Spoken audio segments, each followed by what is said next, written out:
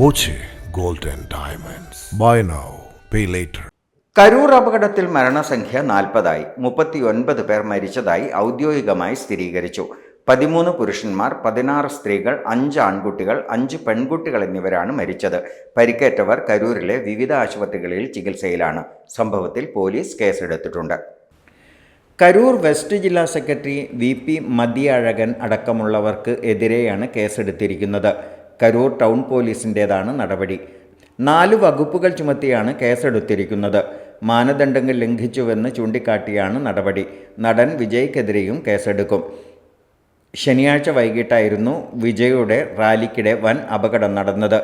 പരിപാടിയിൽ പങ്കെടുക്കാൻ 6 മണിക്കൂർ വൈകിയാണ് വിജയ് സ്ഥലത്തെത്തിയത്.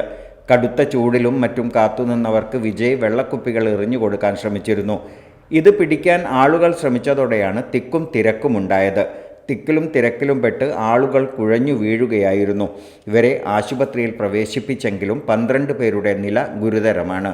സംഭവത്തിൽ തമിഴ്നാട് സർക്കാർ അടിയന്തര സഹായം പ്രഖ്യാപിച്ചിട്ടുണ്ട്.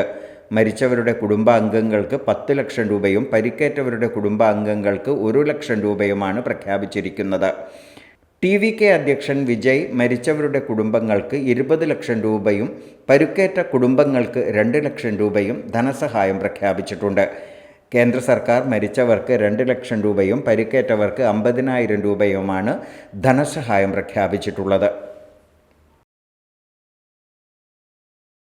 Time kids pre school, Mannannur road, Vaniyamkulam. Dot view news. കാഴ്ചകളാണ് ലോകം, കണ്ടു തുടങ്ങുക.